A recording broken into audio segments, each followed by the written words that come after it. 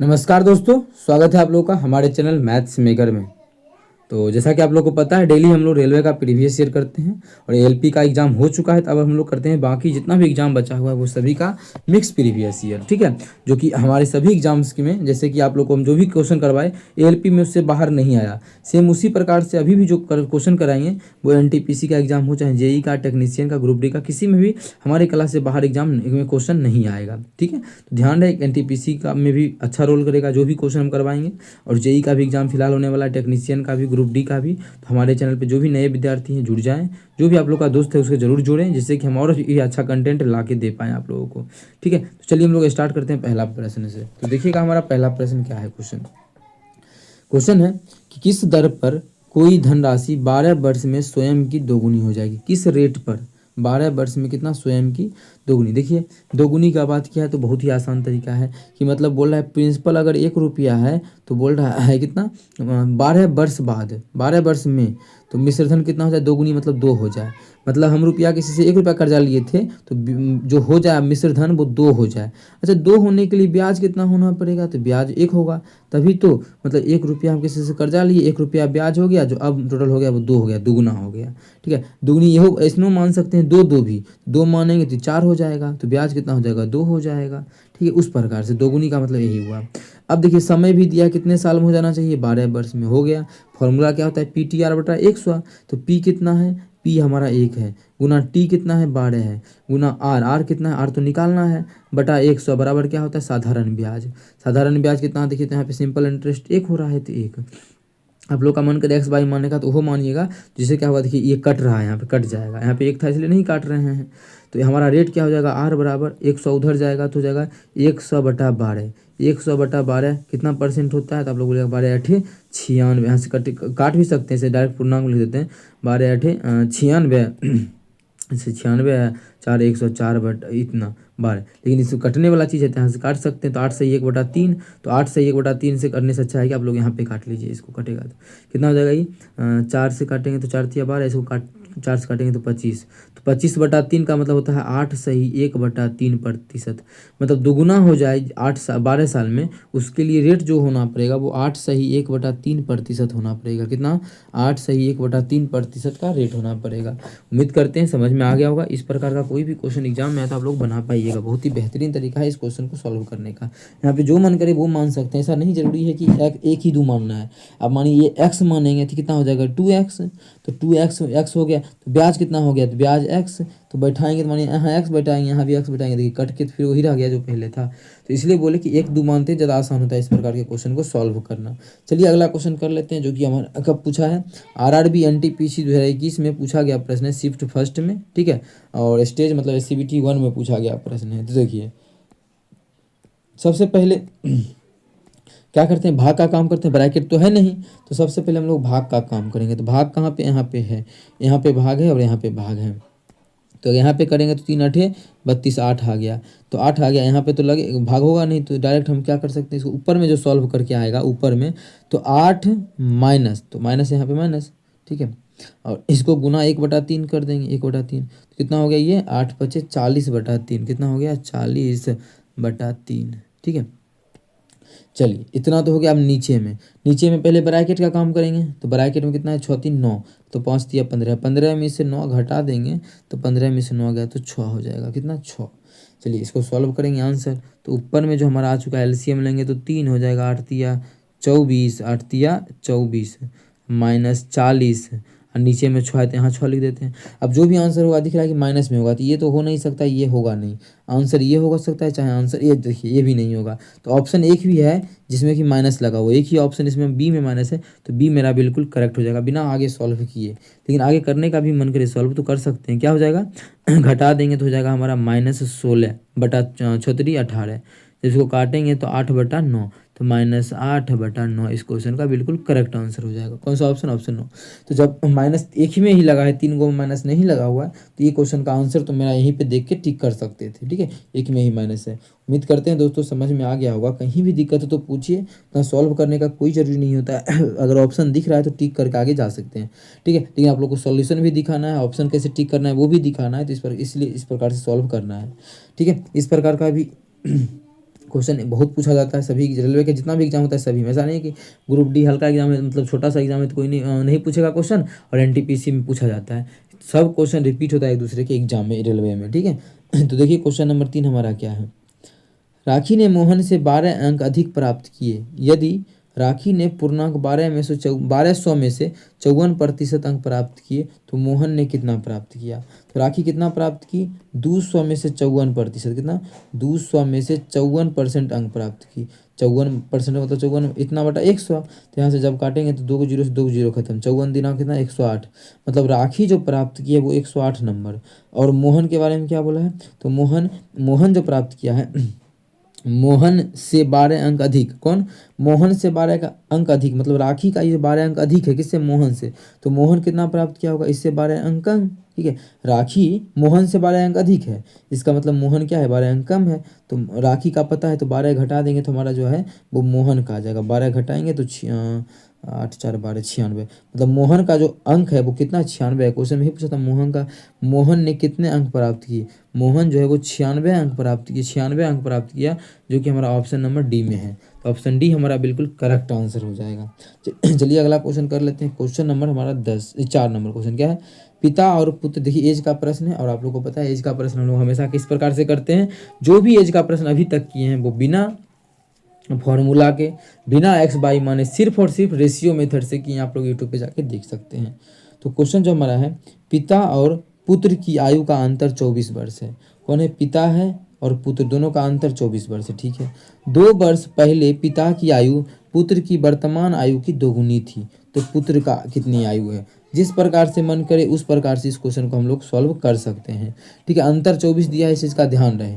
देखिए कौन कौन है, पिता है तो पिता से फादर को एफ लिख देते हैं, और पुत्र का पी से पुत्र लिख देते हैं। दोनों का अंतर जो है 24 साल, कितना है 24 है। क्वेश्चन में हमें ज्ञात क्या करना है, तो क्वेश्चन में बोला है पिता की वर्तमान आयु कितना है, पिता की वर्तमान आयु कितना है, तो पिता की वर्तमान आयु यही पूछ रहा है। तो जो भी ऑप्शन होगा इसी चारों में से कोई एक मेरा क्या होगा, पिता की वर्तमान आयु सही होगा। इसी चारों में से कोई एक मेरा क्या होगा, पिता की वर्तमान आयु होगा।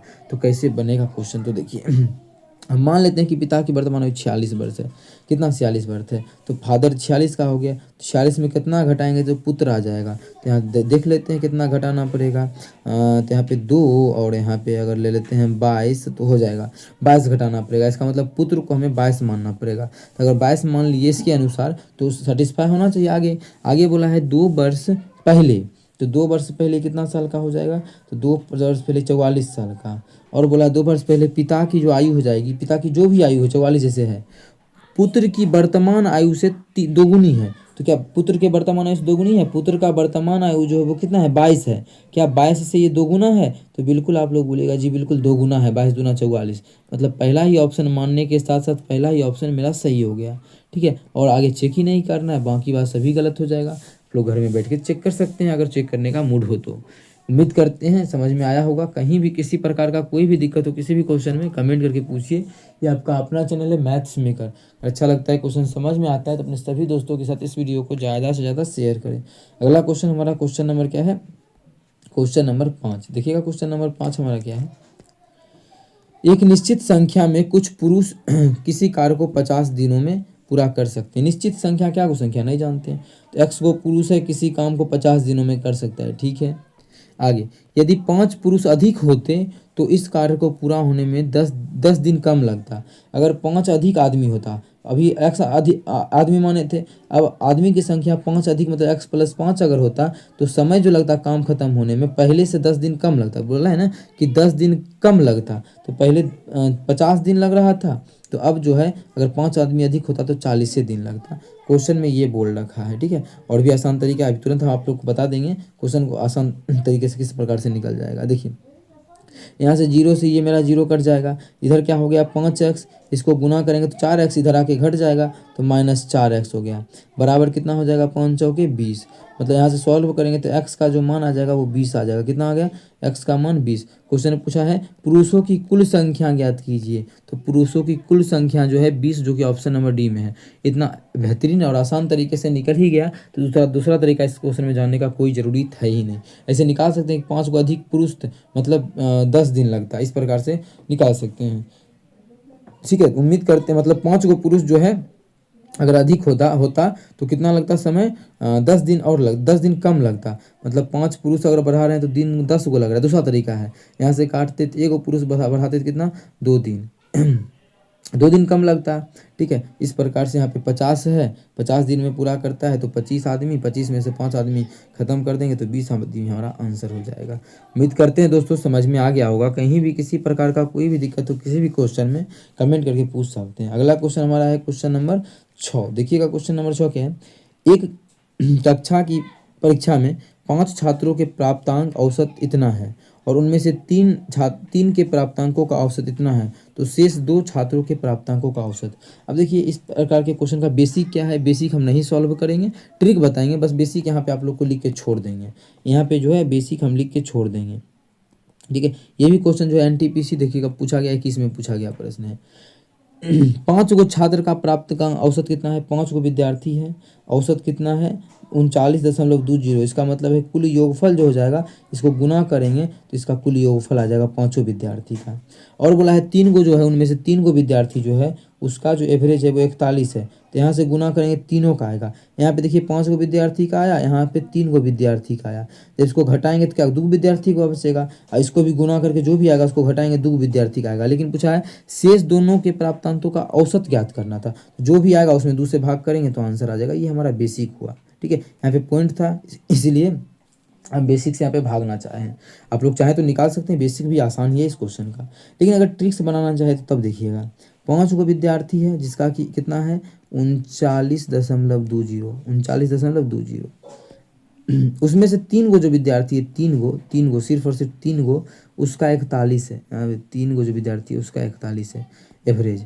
अच्छा 3 गो जो विद्यार्थी है उसका एवरेज कितना 41 है 3 गो का, इससे कितना कम है, इससे आप बोलिएगा कि 39, 41, 40, 41, 2.8 कितना अधिक है, 2.8 अधिक है। ऐसे आप लोग जोड़ के चेक कर सकते हैं। 39, 1.8 अधिक है, कितना 1.8, कितना आ जाएगा 1.8। कैसे 39 से 40, 40 से 41, 1.8 क्या है ये अधिक है। ठीक है, अगर मानिए ये अधिक नहीं रहता, ये भी 3 पॉइंट, अगर ये भी 41 नहीं जाके 3.20 भी रहता तो कुछ इफेक्ट नहीं पड़ता, तो अगला जो 2 विद्यार्थी है उसका भी एवरेज जो है हमारा यही रहता, सेम का सेम।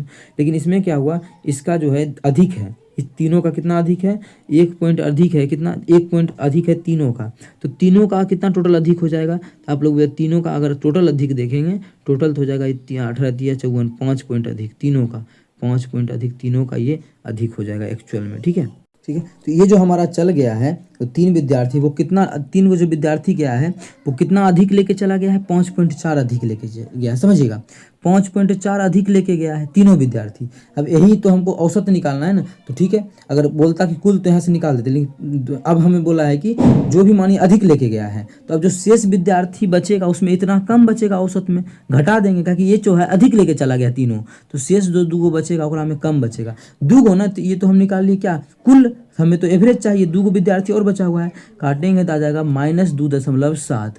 मतलब ये मतलब एवरेज जो होगा उस दोनों विद्यार्थी का वो कुल एवरेज से इतना कम होगा, क्योंकि लेके जा चुका है ये वाला 3 विद्यार्थी वाला, तो 39.20 तो है ही है। ठीक है, ये तो टोटल का उस दोनों का भी होगा, लेकिन इसमें से जो है 2.7 तो चला गया लेके, टोटल लेके गया 5.4, लेकिन हमें औसत ज्ञात करना है ना, तो औसत में तो औसत ही घटाएंगे इसका, जब इसको घटाएंगे तो आ जाएगा 36.50, मतलब 36.50 इस क्वेश्चन का बिल्कुल करेक्ट आंसर हो जाएगा, जो कि हमारा ऑप्शन नंबर बी में है। ऑप्शन बी हमारा बिल्कुल करेक्ट आंसर होगा।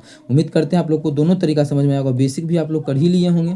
ठीक है, और आप लोग को ट्रिक भी यहाँ से हम समझा दी। ट्रिक अगर नहीं समझ में आया तो वीडियो को रोक के एक बार फिर से समझने का प्रयास करें, कहीं भी दिक्कत होता है तो पूछ सकते हैं। ठीक है, और इसका बेसिक भी अगर समझ में नहीं आया तो हम यहाँ पे समझाना चाहेंगे फिर से। बेसिक भी इसको आप लोग 5 से जब गुना कीजिएगा कितना है 39.2 को 5 से करेंगे, 5 दूना 10 के 0 बाकी 1, टोटल जो गुना कर लेंगे 0.0 तो खत्म हो जाएगा, कितना हो जाएगा 40 पचे 200, 196, कितना आ जाएगा 196। और जब इसको गुना करेंगे तो 4 तिया 12 और 3। ठीक है, ये तो 3 गो का, अब 5 गो में 3 गो आदमी का घटा देंगे, जब 3 गो आदमी का घटाएंगे तो कितना हो जाएगा 73 आ जाएगा, घट के कितना आ जाएगा 73। ये 73 घटा दिए ना, तो 2 गो आदमी बचा, 2 गो आदमी का 73, तो यहाँ से औसत निकालेंगे तो भाग कर देंगे 2 से, तो कट के आ जाएगा कितना 36.5। ये भी एक तरीका है जो कि बेसिक है और ये ट्रिक है। जो भी तरीका आप लोग को अच्छा लगे उसको अपना सकते हैं। अगला क्वेश्चन देखिए, ये भी हमारा इसी 2020 में पूछा गया प्रश्न है, ठीक है। शिफ्ट फर्स्ट में, पहला शिफ्ट में कब, 30 दिसंबर को। देखिए कोई क्या है क्वेश्चन, एक दुकानदार ने 2 खिलौने में से प्रत्येक 990 रुपये में बेचा। पहले खिलौने पर 10% का लाभ हुआ और दूसरे खिलौने पर 10% की हानि हुई, तो लाभ या हानि का कुल प्रतिशत ज्ञात करें। दोनों का क्या क्वेश्चन में बोला है कि विक्रय मूल्य समान है। जब भी विक्रय मूल्य समान हो क्वेश्चन में, तो हम क्या कर सकते हैं, सक्सेसिव डिस्काउंट लगा सकते हैं क्वेश्चन में। क्या सक्सेसिव डिस्काउंट, वो क्या 10 का लाभ हुआ तो +10, ठीक है, हानि हुआ तो -10। फिर क्या करते हैं, दोनों को गुना करते थे, 10 गुना 10/100, ठीक है। ये अब देखिए ये 10 खत्म, और इसको देखिए मतलब गुना किए तो +10 -10 माइनस हो गया, इसलिए यहाँ पे माइनस लिख दिए हैं। तो 2 जीरो से 2 जीरो खत्म, तो ये तो खत्म हो गया, बच गया यहाँ -1। मतलब माइनस का मतलब हानि हुआ कितना का, 1 का, मतलब 1% का। तो 1% का क्या होगा, हानि होगा, जो कि हमारा ऑप्शन नंबर सी में है।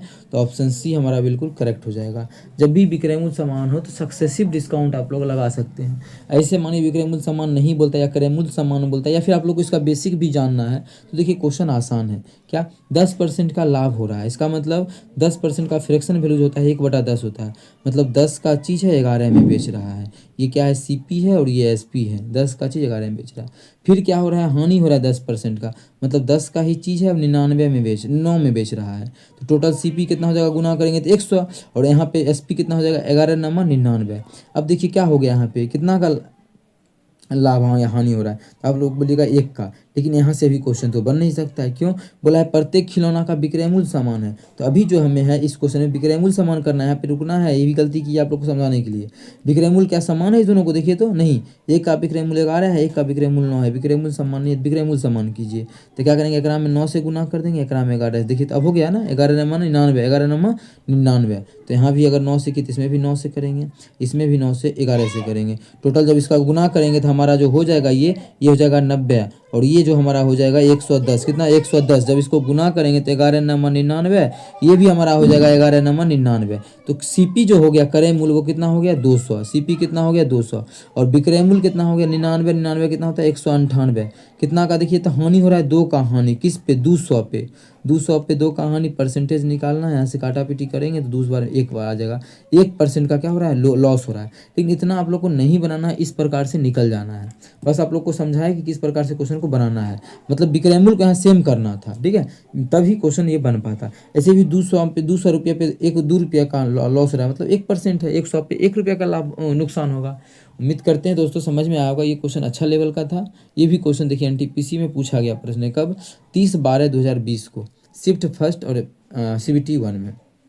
अगला क्वेश्चन देख लेते हैं, क्वेश्चन नंबर 8। n एक पूर्ण संख्या है जिसे 6 से विभाजित करने पर शेष 4 बचता है। यदि 2n को 6 से विभाजित किया जाए तो शेषफल क्या बचेगा। जब भी इस प्रकार से बोले कि n² कर देंगे, n³ कर देंगे, जो भी है n को दुगुना कर देंगे, जैसे n में जब भाग करते हैं 6 से जब भाग करते हैं n में, तो इस प्रकार समझा रहे हैं। n एक संख्या है जिसमें 6 से भाग करता है तो शेषफल बचता है 2 बचता है। शेष जो बचता है वो 4, 2 नहीं, शेष जो रिमाइंडर बचता है, रिमाइंडर वो 4 बचता है, ठीक है।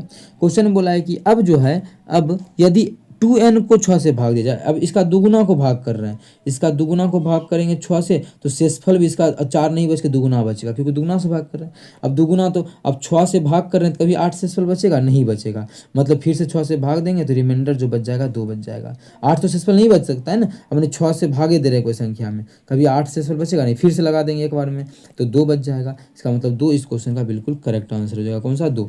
जितना भी करेगा वही हमें संख्या के साथ करना है, शेषफल के साथ करना है। जैसे संख्या को क्या किया, पहले n था, अब संख्या को क्या कर दिया, यहाँ पे देखिए पहले जो संख्या था वो हमारा n था, अब संख्या को 2 गुना 2n कर दिया। तो शेषफल को भी हम क्या कर देंगे, पहले 4 था तो अब शेषफल 8 बचेगा, ठीक है। 8 तो बच नहीं सकता, 6 से भाग दे के निकाल लेंगे शेषफल, एक बार में लगा देंगे, शेषफल हमारा 2 बच जाएगा। इस क्वेश्चन का ऑप्शन नंबर सी बिल्कुल करेक्ट हो जाएगा। ऐसे आप लोग का कोई नंबर भी मन करे मानने का तो मान के बना सकते हैं। जैसे 6 से भाग करेंगे तो शेषफल 6 से भाग करने पर 4 बचना चाहिए। इसका मतलब वो 10 संख्या 10 होगा, 10 में 6 से संख्या क्या होगा, 10 होगा। जैसे कि आप मानिए 10 में भाग किए 6 से, तो 6 4 बच गया, शेषफल 6 4 बच गया। अब दुगुना कर देंगे संख्या का, मतलब 10 को 20 कर देंगे, फिर 6 से भाग देंगे तो 6 तिरी 18, देखिए 2 बच गया ना। तो इस भी तरीका से बनाएंगे तो सेम ही आएगा, लेकिन आप लोग को यही तरीका बनाना है कि डायरेक्ट जो है शेषफल पहले 4 बचता था, शेषफल को दुगुना करना है और भाग कर देना 6 से, रिमाइंडर आ जाएगा 2। उतना ये सब नहीं करना है। उम्मीद करते हैं समझ में आया होगा। कहीं भी दिक्कत हो तो पूछिए, ये आपका अपना चैनल है मैथ्स मेकर। अगला क्वेश्चन नंबर 9 और क्वेश्चन नंबर 10 है। ठीक है, ये क्वेश्चन आप लोग को खुद से बनाना है। क्वेश्चन नंबर 9 क्या है पहले पढ़ लेते हैं।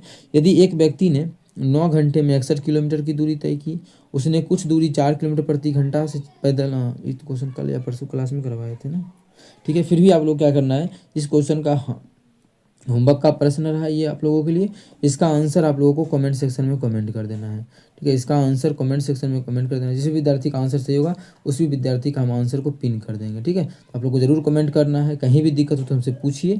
ये क्वेश्चन आप लोग को कल या परसों क्लास में मिल जाएगा। NTPC 2021 में पूछा गया प्रश्न है। अगला क्वेश्चन जो है क्वेश्चन नंबर 10, देखिएगा क्वेश्चन नंबर 10 हमारा क्या है। एक थैले में लाल गेंद और हरी गेंद का अनुपात इतना है। लाल गेंद है रेड और हरा मतलब ग्रीन। इसका जो अनुपात है वो 15 अनुपात कितना दिया है, 15:26 है। आगे, यदि थैले में 12 हरी गेंद और डाल दिया जाए, इस थैला में जो है 12 गो हरका गेंद और डाल दिए, 12 गो ग्रीन वाला डालें तो ग्रीन के नीचे लिख दिए। तो डालने के बाद जो अनुपात हो गया है, अनुपात 1:2 हो गया। कितना अनुपात हो गया, 1:2 हो गया है। ठीक है, तो क्वेश्चन में पूछा क्या है, तो थैले में कितनी लाल गेंद थी। शुरू में लाल गेंद क्या वो था, क्वेश्चन में ये पूछा जा रहा है। सबसे पहले ये देखिए कि अनुपात हम किसका चेंज करना किए हैं, अनुपात। तो ग्रीन का पहले 26 को था, 12 को डाले तो ग्रीन का अनुपात चेंज होना चाहिए ना। 26 था पहले अनुपात में, अब कुछ और हो जाना चाहिए। मैं जैसे 2 ही हो गया तो ठीक है, लेकिन हम रेड का नहीं डालें तो अगर रेड का अनुपात पहले 15 था तो अभी भी तो 15 ही होना चाहिए, लेकिन अभी 1 हो गया। यही तो ब्लंडर मिस्टेक हो गया। क्या करना है कि अनुपात को सेम करना है। यहाँ पर अनुपात को हम सेम कर देंगे क्योंकि इसमें कुछ डाले नहीं। तो ये 15 है, देख लो 15 ये नहीं बना दे, 15 बनाने के लिए अगर हम 15 से गुना करेंगे तो 15 बन गया ना। 15 से गुना किए तो ये भी हमारा 30 हो जाएगा। अभी भी काटेगा तो ही रहेगा, 1:2 ही है, नहीं कि पहले से अनुपात घट बढ़ गया, जो पहले था वही है। अब देखिए कुछ चेंज नहीं हुआ है। कितना हो गया, पहले 15 था, अभी भी अनुपात देखिए 15 ही है। तो रेड में कुछ मिलावट नहीं किए तो रेड सेम है। चलिए अब चलते हैं आगे। अब यहाँ पे देखिए ग्रीन में अनुपात पहले 26 था, अनुपात में अब हो गया 30। तो अनुपात में कितना का वृद्धि हुआ है, 4 का। और एक्चुअल में गेंद का कितना वृद्धि हुआ है, तो 12 का। क्वेश्चन बोला ना 12 को मिला दी, तो 12 को गेंद का वृद्धि हुआ है। तो एक अनुपात का मान जब यहाँ से काट के निकालेंगे तो एक अनुपात का जो मान आ जाएगा वो 3 आ जाएगा। कितना आ गया, एक अनुपात का मान 3। क्वेश्चन में पूछा क्या है कि रेड गेंदों की संख्या, तो रेड गेंद कितना 15 अनुपात में, तो 15 अनुपात का मान कितना हो जाएगा, 3 से गुना कर देंगे, 15 तिया 45। तो 15 अनुपात का जो मान हो जाएगा वो 45 आ जाएगा, जो कि ऑप्शन नंबर सी में है। तो ऑप्शन सी हमारा बिल्कुल करेक्ट आंसर हो जाएगा। कौन सा ऑप्शन, ऑप्शन सी। उम्मीद करते हैं दोस्तों समझ में आ गया होगा। कहीं भी किसी प्रकार का कोई भी दिक्कत हो कमेंट करके पूछ सकते हैं। ये आपका अपना चैनल है मैथ्स मेकर। अगर अच्छा लगता है, क्वेश्चन समझ में आता है तो अपने सभी दोस्तों के साथ इस वीडियो को ज़्यादा से ज़्यादा शेयर करें। अगर आप लोग चैनल पर नए हैं तो हमारे चैनल मैथ्स मेकर को सब्सक्राइब करना ना भूलें। चलिए मिलेंगे नेक्स्ट वीडियो में। Thank you.